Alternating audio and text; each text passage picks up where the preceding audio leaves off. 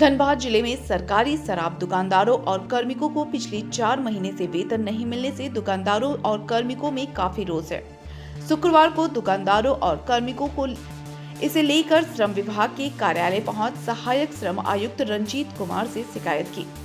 सरकारी शराब दुकानदार ऋषिकेश सिंह ने बताया कि ए टू जेड नामक कंपनी जो सरकारी शराब का टेंडर लेकर शराब का बिक्री करवाता था, कंपनी का टेंडर विगत वर्ष समाप्त हो गया। ए टू जेड कंपनी में जिले भर के 139 दुकान में 435 दुकानदारों और कार्मिकों का 4 माह का पैसा भुगतान नहीं किया गया है। पूर्व में ही श्रम कार्यालय में शिकायत की गई थी, जो कि आज कंपनी द्वारा दुकानदारों और कार्मिकों का पैसा भुगतान करने की बात थी, पर ए टू जेड कंपनी का कोई भी अधिकारी श्रम कार्यालय नहीं पहुंचा, जिससे सरकारी शराब दुकानदारों में रोष है।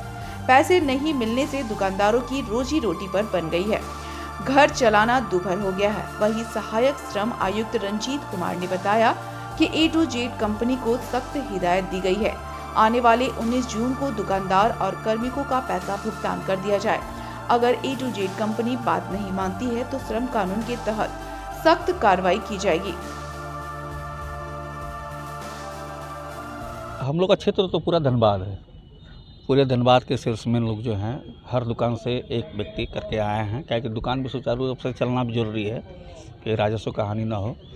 हम लोग जो है पिछले साल जब से ये हमने सरकारी शराब दुकान हुआ है तो ए टू जेड के तहत जो है ए टू जेड कंपनी थी, उसी के अधीनस्थ हम लोग काम कर रहे थे। वो कंपनी 2023 के लास्ट अप्रैल तक काम करके चली गई और हम लोग का 4 महीने का बकाया वेतन जो है नहीं दिया। इसी एवज में हम लोग जो है इस समाधान में हम लोग कंप्लेन किए, तो जो भी स्टेप बाय जो है लेबर सुपरिटेंडेंट साहब के पास आया ये मामला। इन्होंने कंपनी को नोटिस दिया 7 तारीख को आने के लिए और साथ में हम लोग को भी बोला गया आने के लिए। हम लोग उसी में आए, लेकिन कंपनी का कोई प्रतिनिधि नहीं आया है और अगला तारीख जो है हम लोग को जो है 19 तारीख को मिला है। अभी आप लोग कहाँ हैं? अभी तो हम लोग ये श्रम अधीक्षक के पास आए थे। क्या मांगे हैं? मांगे हमारा बकाया वेतन है तो वो चाहिए, और दूसरा कोई मांग तो है नहीं। कितना महीना से बकाया? 4 महीने का बकाया वेतन पिछले साल जनवरी 2023 से अप्रैल 2023 तक का बकाया वेतन है। और अभी भी जो वर्तमान समय में जो कंपनी काम कर रही है लगभग उसका 6 महीना हो गया, सिर्फ 2 माह का वेतन दी है।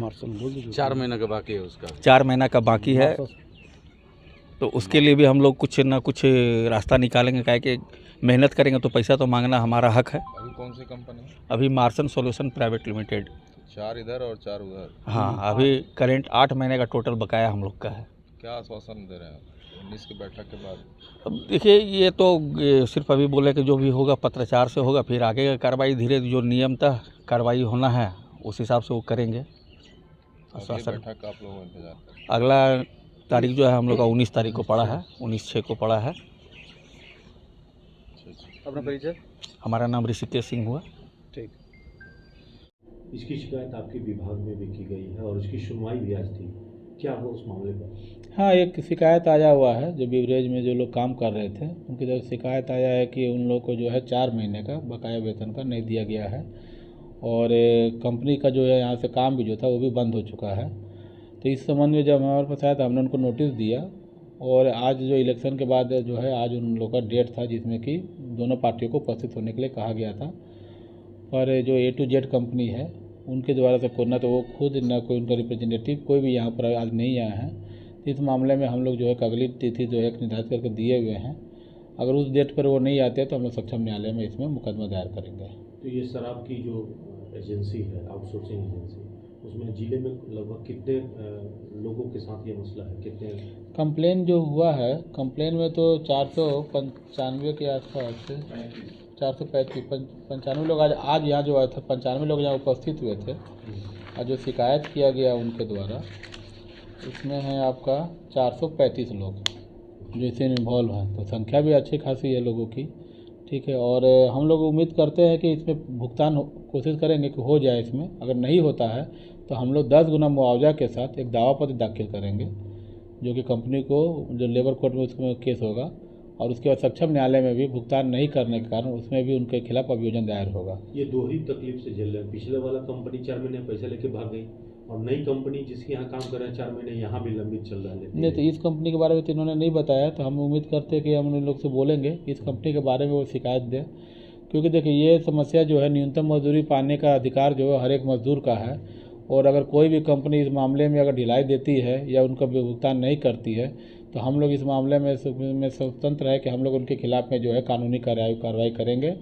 और अगर कोई मान लीजिए कि किसी मजदूर का कोई भुगतान नहीं होता है और कोई कंपनी नहीं तैयार होती है तो उसमें हम लोग जो उनका 10 गुना मुआवजा के साथ हम लोग लेबर कोर्ट में दावा पत्र दाखिल करते हैं, और साथ में कंपनी का रूल्स वायलेशन करने के लिए हम लोग कोर्ट में अभियोजन भी दायर करते हैं। कम से कम कितना वेजेस मजदूरों को निर्धारित है जितना देना अनिवार्य रूप से किसी आउटसोर्सिंग कंपनी को? नहीं, सरकार इसके द्वारा हर 6 महीना पे न्यूनतम मजदूरी दर तय करती है, उसी के अनुसार जो है हर मजदूर का मजदूरी उसके मानक के अनुसार ही उनको देना होता है। जो 4 कैटेगरी में मजदूर बटे होते हैं, अकुशल, अर्धकुशल, कुशल और अति कुशल मजदूर, इस जो मजदूर का जो कैटेगरी होगा उसके हिसाब से उनको भुगतान दिया जाता है। जी, तो ये नेगोशिएशन में कम से कम न्यूनतम का ध्यान रखना है। न्यूनतम देना ही है, नेगोशिएशन का यहाँ कोई बात ही नहीं है। आप किसी मजदूर को न्यूनतम से ज़्यादा कुछ भी दीजिए, वो उनके कार्यकुशलता को देखकर है, लेकिन न्यूनतम मजदूरी हर मजदूर को मिलना उसका बेसिक राइट है। तो इसीलिए अगर कोई कंपनी न्यूनतम मजदूरी से कम दे रही है तो भी वायलेशन है, नहीं दे रही है भुगतान मजदूरी नहीं दे रही है तो बहुत बड़ा वायलेशन है। इसीलिए हम लोग इसमें कानूनी रूप से कार्रवाई करने के लिए मतलब हम लोग सक्षम हैं और हम लोग कार्रवाई करेंगे अगर जो कंपनी जो है A to Z इंफ्रा अगर भुगतान नहीं करती है तो।